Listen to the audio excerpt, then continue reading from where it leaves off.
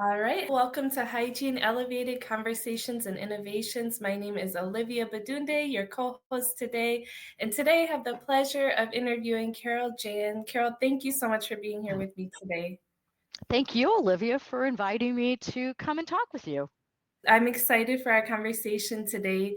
And we originally met at the Hygiene Evolution We Conference did. that goes with RDH Under One Roof. And so it was so nice to kind of meet you and hear some of your career insights that I think everybody needs to hear. So we're going to kind of pull some of that information today. But we always like to get our podcast started with hearing how you got into dental hygiene in the first place and how Oh my you ended gosh. up in your role that you're in today.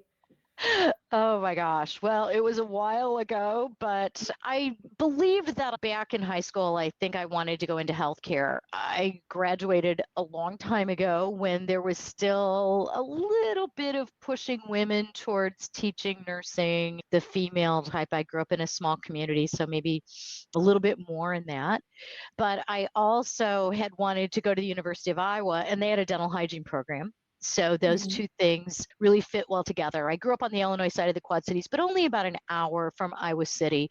So I had been there many times, very familiar with the school.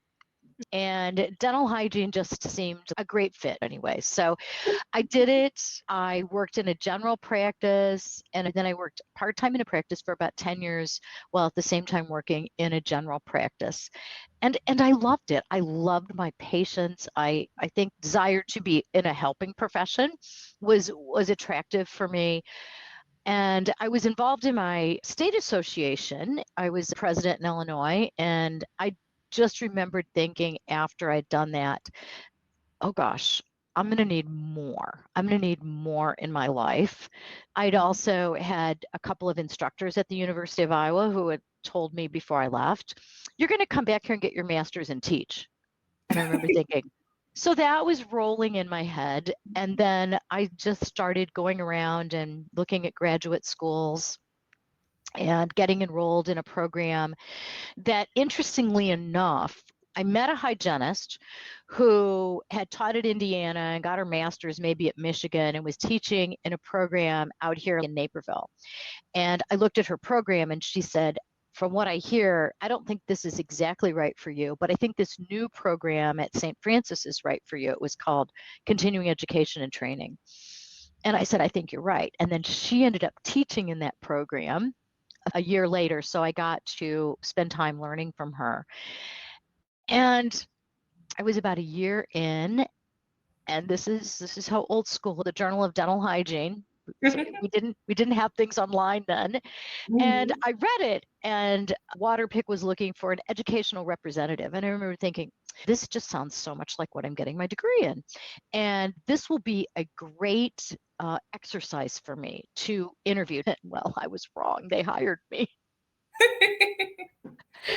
And it was quite the challenge to change careers and work on your master's degree for a year and a half at that point, maybe, or 2 years. You look back and you're like, I didn't have a personal life at that. You couldn't have a personal life at that point. You traveled with the books and everything, but no Mhm. regrets. I enjoy getting the degree and the dental hygiene degree. I still use those two things almost every day. Absolutely. But I'm so happy that you found a role that really suits you well and that's really fulfilling. And so, can you tell everybody what it is that you do exactly with Waterpick now? Okay. So today I oversee, I'm the director of professional marketing and relations. So I oversee all the things that we do. I oversee our trade shows, our lunch and learn program are the two big things that I have. Our messaging, I work very closely with one of my counterparts who is our brand equity and communication. We work on the claims. I also oversee the research. We work on the claims and the messaging. And of course, we have messaging that would go in our packaging, and then we have messaging that will take and we tweak for resonating for the dental professional, or what we might think is going to resonate the top line for the consumer might not be the one we choose for the dental professional. And so we look at it, and I make sure that what the messaging that we have at our shows and in our lunch and learn program is all aligned, so we're all speaking from the same page, if you will. So it's a fun position. I've been involved in overseeing working with the clinical research. I also work with other speakers in the industry. So I oversee the sponsor who we sponsor, and I've got to know just some great people and work with them and have long-term relationships. The fun thing about sponsorship is that we build relationships. That's what we look for. Relationships we build with people, and once we have a relationship with someone, they tend to go on for quite a while. And so that's really enjoyable. Our Lunch and Learn program certainly is a crowning achievement, I think, of the company that got started and how well it's been done. And I review things on international when they have how do I support this, Carol? What study is this? Is this the right claims messaging? So I always have to make sure that our claims messaging is on first and foremost, that our strategy is there, our messaging is there, that we don't go over budget. And then I have a couple of employees who work for me as well. So Yeah, it sounds like you stay very, very busy, which I think a lot of hygienists think is really cool, because in a clinical hygiene role, you kind of do a similar thing over and over every day. But it sounds like your day has a lot of variety to it. And right. I couldn't help but laugh when you said trade shows, thinking you chose dental hygiene, thinking I won't work on the weekends. And now with Right. trade Oh shows, yeah, or at night, yeah, or courses. I still give CE courses. Gee, I overlooked that piece. That's one of the things I just can't give up. I still love giving CE. It's got a little easier now because probably at least half of what I do is webinars, which is great. I don't have to leave home, but I do enjoy that very much. I still enjoy that connection and that feeling that regardless that I'm in corporate, I am still helping people. We make a product that helps people, that benefits their oral health and can improve their lives. So there's that satisfaction with what I do. Absolutely. I don't know if I've told you, but we implemented salivary testing in our office about 2 years ago. And so it's my job to do Zoom meetings with the patients and review their test Oh, results. nice. And I don't have a single patient that I don't recommend a water pick. Oh my And it's gosh. so fun to show them the video and explain to them why the shape of the bacteria and when they're anaerobic and where they reside in the mouth and why the water pick is so important. And I use it every day myself. So it's a product that I think almost every hygienist loves. If they don't, I don't know what's going on. I know I love mine, right? We do. It's great.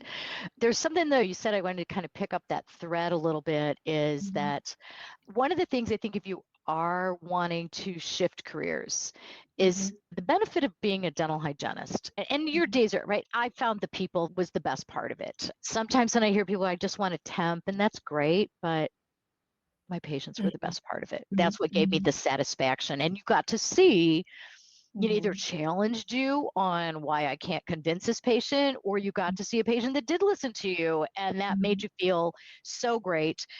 I think that, but you do go home at the end of the day. You're done, your last patient's done, you got your instruments done. I'm walking in the morning or I'm taking a shower and I'm always thinking about what's my day and what's going on. And when you leave at the end of the day, rarely is everything checked off your list. There's always, okay, I didn't get to that today. You still have to do some evening. Most jobs in this realm, you will have some weekend or some evening, and it doesn't ever leave you, right? It's not dental hygiene where you can put it in the drawer and close it and go home. It's still going to rattle. It still rattles around my brain all the time. I'm sitting here next to my to-do list, so I know what you mean. Yeah. It is truly never ending. So there's definitely pros and cons to both Right. sides, isn't there? Yeah.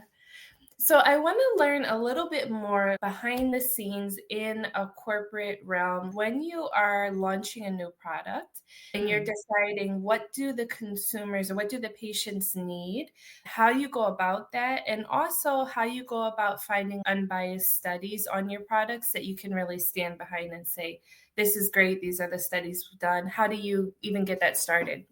Okay. Well, I'm going to go back and I'm going to talk maybe about Sonic Fusion, because that was the toothbrush, the water flossing toothbrush that we introduced in 2017.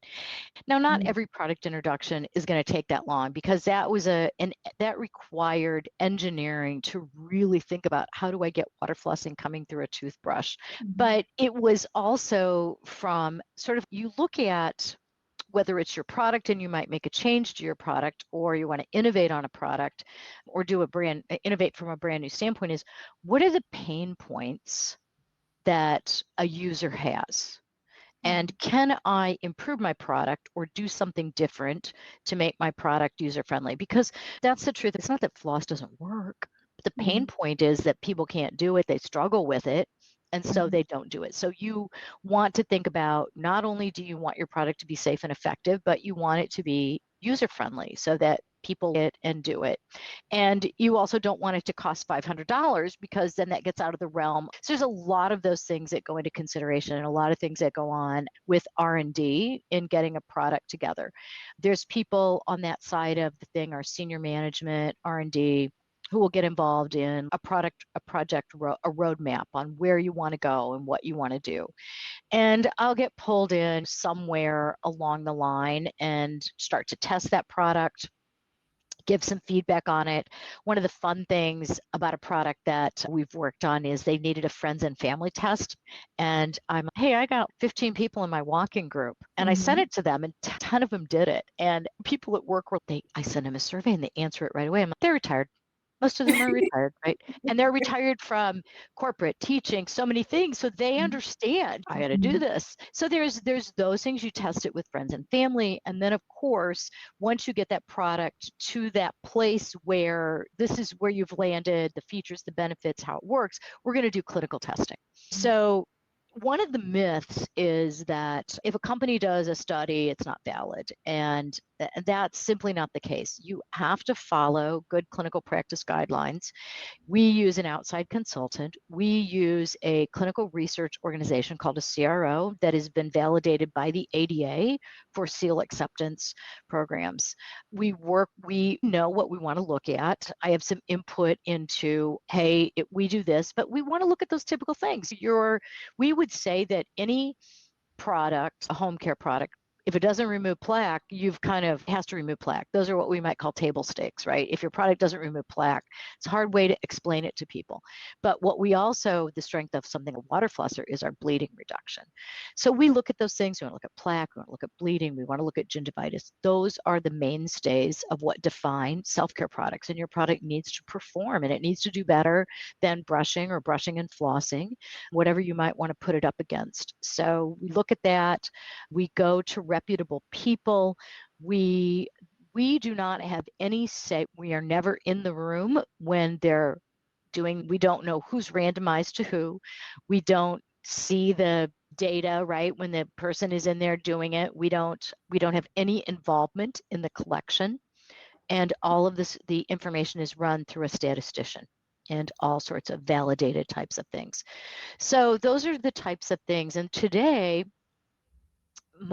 if you're going to introduce a product and say Olivia, you decide I have this great invention for a product, I want to do it, it's going to need a clinical test, you're going to have to figure out how to pay for it, because you're not going to get, NIH doesn't pay for those things. A university isn't going to go, hey, I'd love to test your product. If they do, it's going to be, you will pay us X amount of dollars to do that. And I say to people on the other side of that is, that's also an ethical piece, that companies don't want to give you a product that doesn't work, and you cannot make a claim on a product if you don't have the validation.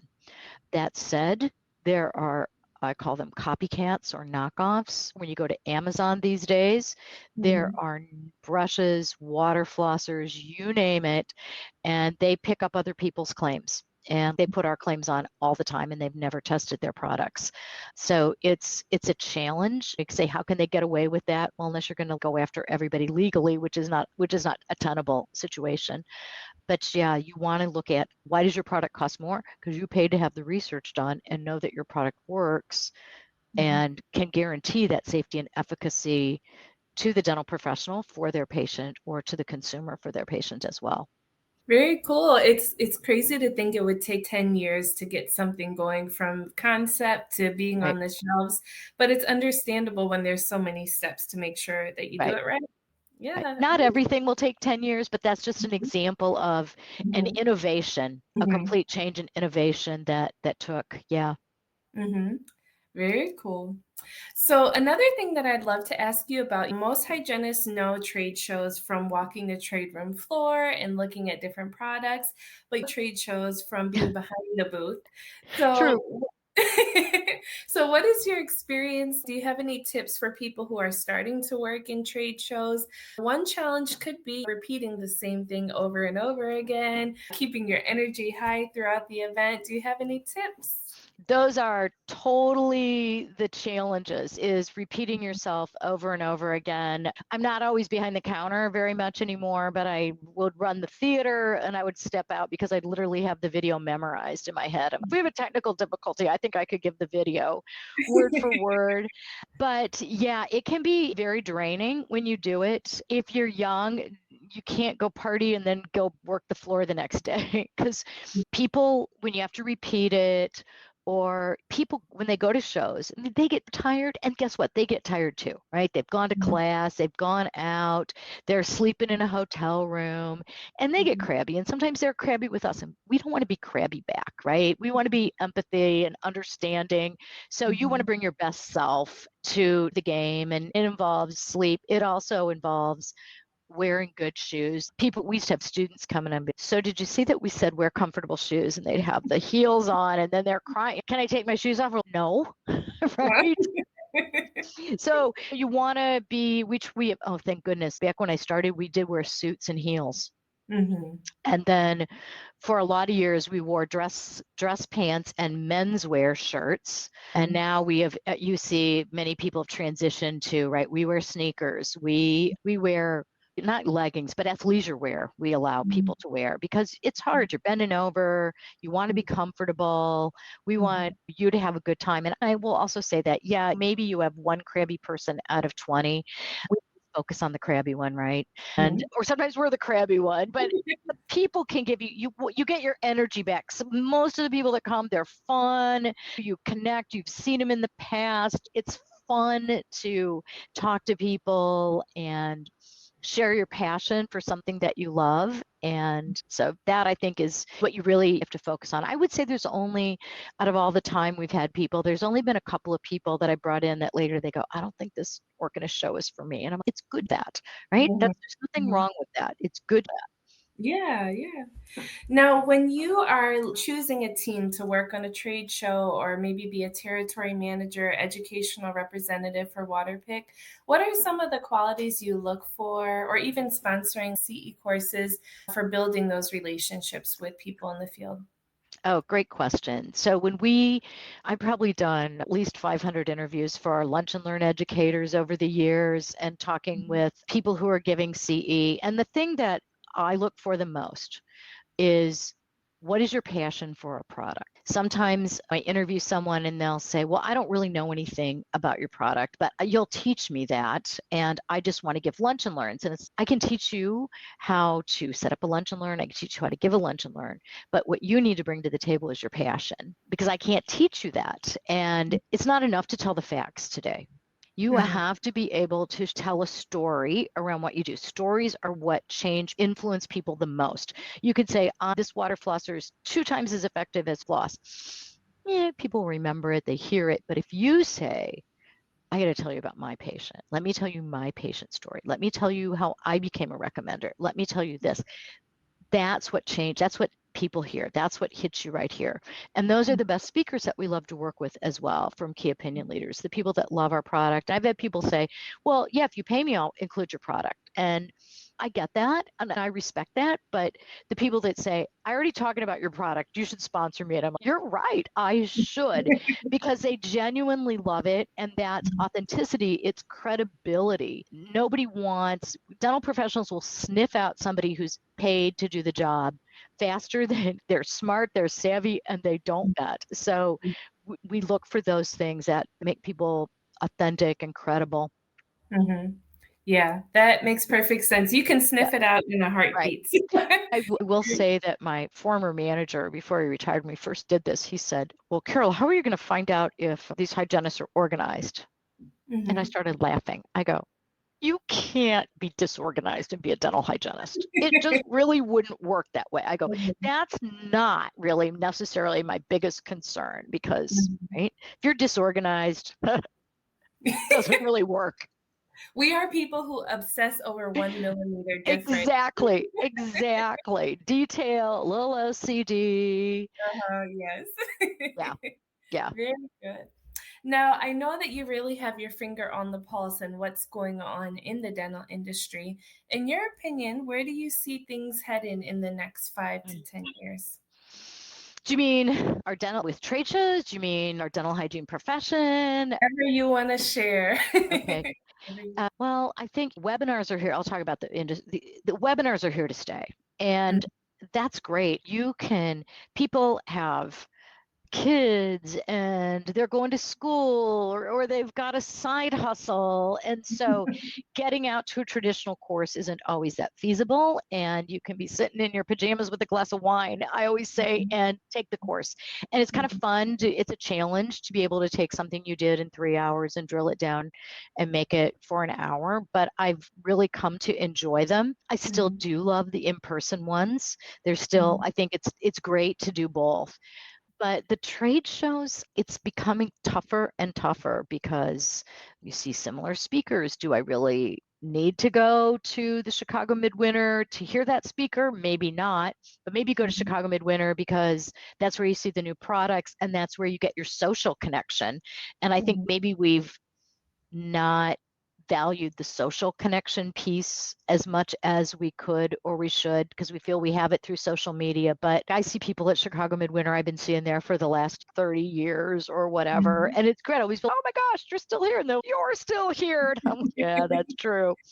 But it's fun. It's how we met in person with a connection. And so I think that we need to think about the balance for that. But it's definitely shifting. It's definitely shifting in attendance and need. And then I think with our profession, I would love to see this started, boy, 25 years ago, longer ago than that. We talked about maybe dental hygiene. Maybe the answer is to have our own board, right? Is any other profession regulated by their employer? I think the answer is no. And one would also say, is that a conflict of interest to be regulated by your employer?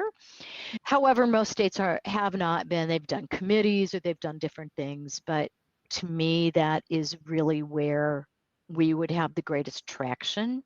And so I know people are looking back at what can we do. The challenge is also there's so many challenging things about dentistry in terms of coming out in student debt, adequate reimbursement. So I'm not trying to throw dentistry under the bus. They have got a whole lot of challenges themselves, and it's very difficult to maybe be a solo dentist anymore. So there's that complication. I do think that the DSOs do bring the ability for hygienists to get benefits. So you can maybe, that was also a drawing piece for me is what am I going to do about benefits? I was 35 years old and I was single and I was paying my own health insurance and that wasn't going to get any cheaper. So there was also a motivation for me. So I think when you can get, the whole Richard Branson quote is if you take care of your employees will take care of your customers. And we sometimes have lost a little bit of that, I think, at where we're at. And it's not too late. It's not too late to come together and mend that divide in the name of the patient and the patient interest. But we've all got to want to do it. And I wish I had answers. I don't have the answers. I can look at it. I do think our own board would be just necessary, just extremely necessary that we have that and that we decide what's the right educational, how do those things play out? What should you be, all that kind of stuff. So Yeah. it's, yeah. It would be remarkable to see. And I think some dentists have a fear that they think that we're after their job. But I don't know any hygienist is after their job. I think we just want to be able to do what's best for our patients within our scope, right? If we're focused Absolutely. on periodontal disease and we're the one removing the pathogens, why shouldn't I be able to numb the patient or use a laser to treat it? But I don't really know any hygienists who are, man, I really wish I could do extractions and implants. It's not really our desire. Well, We the just ones want that do, they go to dental school. If they want to do that, they go to dental school. And to that's yeah. it's pretty simple. It's unfortunate that it's been fear-based for way too long rather Mhm, than based on a collaborative mindset, mhm, unfortunately. And some of it goes back to, I mean, I went to University of Iowa and we were in the dental school. So we were educated. We sat in classes with, now they closed that program back in 92. So mhm, I don't know, I'm probably way off base. I'm gonna say at least 90%, maybe higher, maybe not, margin of error. Most dental hygienists and dentists are not educated together. So mhm, it's no wonder that they don't know exactly what we do, or there's a mhm, little discomfort there. And I don't know how you change that when you've mhm, got when it's community colleges and the dental mhm, schools, and many of them, nor can you put every hygiene program in a dental school, because then if you lose your community college in that more rural area, you need hygienists in the rural areas and mhm, everywhere. So it's a very it's a problem that's hard to solve, I guess, if you will, but I worked with some great people. I was mhm, really fortunate. I mhm. worked for a great periodontist. I worked for a general dentist. If I said, this patient needs scaling and root planing, he'd be, she's the boss. But we also, I knew where he was at if somebody needed a crown, and there was no, did you just diagnose something you shouldn't have? I'd write down what I found, and sometimes he'd find something I missed, and sometimes I'd say, did you want to go back and look at number 3 again? But you learn those ways of working. And that's something else to be said about working in one office versus temping. As you get to know each other, you're able to kind of calibrate how they diagnose, how they treat. And I have to say, I've worked for my boss for 10 years, and she's Oh, lovely. nice. Yeah, She's really supportive of all of her employees and our professional scope. And as you said, it builds loyalty among the employees. We take better care of the patients, and then the patients return to her business because they're getting right. great care. So it's a Exactly. win-win situation. But we can all just keep doing our part, right? Being excellent communicators, doing the best within our scope, and talking at these networking events and trade Yeah. shows and kind of bridging those gaps that do exist. Yeah, like I said, I think it's important that we learn, we do, I think you just hit it on the head. We got to start talking to each other and talking about how we can do better together. And I think Mhm, on both sides, right? Sometimes there can gets to a point where you can just dig in and nothing goes forward, but we have to figure out mhm, how we can do it better together, because truly I am empathetic that dentists, they have so much debt, and they have a lot of struggles. They're trying to make mhm, it as mhm. well, but I also see a lot of times then there's pushing the hygienist to the side where they're not part of the team, which is not going to help your team at No. all. Yeah. So if we could solve the problems of the world, right, it would be great. But I don't think I've got all those answers. Yeah, I will say I'm now that I'm working in administration for my office and I see what's going on with insurance Oh claims yeah. and reimbursements, it's disgusting, really. Hmm. The amount of hard work that is done and for so many things to be denied that are very obviously needed and things like that. It's really my desire that all dental offices go out of network with insurance because I feel that's the only way it will force them to Too. do any better Right. because a few of us we've dropped them, right? But then there's so many other dentists signing up all the time that they're not really making big changes, and it's unfortunate because it's blocking patients from getting the care they need. Right. So definitely we need a lot of changes, Yeah. but Yeah. we're doing our part, right? Yeah, it's crazy. I don't know what the amount is, but it has changed very little since I became a hygienist in 1982, Mhm. Yeah. which is crazy. And it Mhm. doesn't work the same as medical insurance, which is Mhm. also become very confusing for patients, rightly Mhm. so. Yeah, yeah. So I want to ask you, we met at that RDH Evolution Sure. conference, and your purpose in being there was to support hygienists as they're expanding in their career goals and different roles. How has being a sponsor for that event impacted you, and how has it benefited you in Waterpick?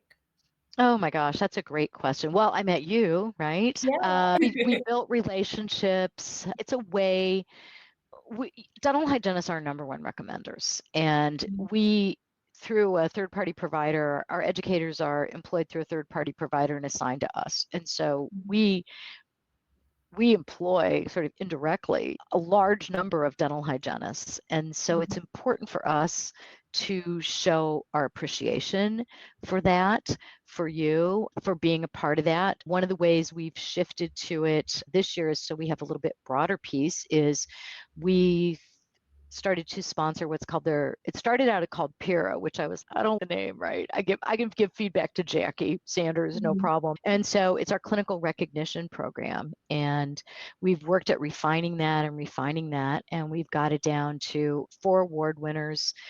And you have to be in clinical practice for at least 3 days a week and talk about what it's meant to you. And we had some amazing winners last year. I said to the 4 of them, it's going to be really hard next year to top you guys, but I know that there's still 4 more. If there's hundreds of amazing hygienists out there. So if you're one of those, I encourage you I think it's probably open up after the first of the year to apply and talk about how much you've loved clinical and what it's meant to your life and all those kinds of things.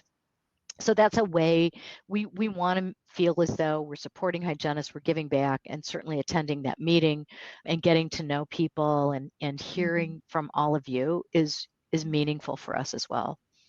Oh, so cool. I was so happy that we got to meet through that means.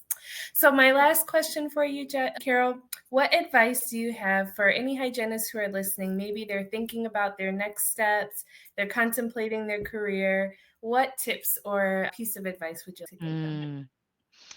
So don't rush. Don't rush. We all want, because we're in a society where we want it tomorrow, right? But I will say I took a year to decide. I started looking kind of in the fall, which meant I probably wasn't going to start a grad program till the next fall. But that might not be where you're at. You might have already been in a grad program, but if you decide to go to school, school's expensive. And you want to make sure that you're in the program. So think about what you want. Come talk to people. I'll talk to anybody. If you say, can I schedule time to talk to you, Carol, about what you do? I'm always going to say yes. One of the observations that I made when we attended where you were was that people had this many interests. Oh my God, sorry, this many interests. And I'm like, you have to hone it down. You have to hone it down to what really there's things that sound fun and that you to do, and then there's the things that know your skill set, know where you're strong in your skill set, and or where you need to develop a skill. You can develop that skill, but you've got to get focused on what you want to do, and that also takes time to figure those things out. So don't rush, because you don't want to wind up doing something that doesn't suit you, doesn't feel it aligns with what's going to give you joy and satisfaction in what you do. Talk to people who are doing what you do. Talk to maybe somebody that's doing something you never thought about doing, and maybe that is something that all of a sudden spurs something within you. Get out of your office, go to some in-person CEs, go to Under One Roof, go to ADHA, go to Chicago Midwinter, come to Brown and talk to people. That's the most amazing thing. But most of us, myself, Jackie, there's a lot of us out there. If you reach out to us, we'll talk to you, right? We're happy to do that. We're happy to pay it forward. Yeah, I've always found that with you. You're always so kind and generous with your time. So thank you for being with me today. I appreciate you, Carol. Thank you. You too, Olivia. I hope you have a really wonderful Thanksgiving. Thank you. Enjoy your time off. I will. All right. Thanks.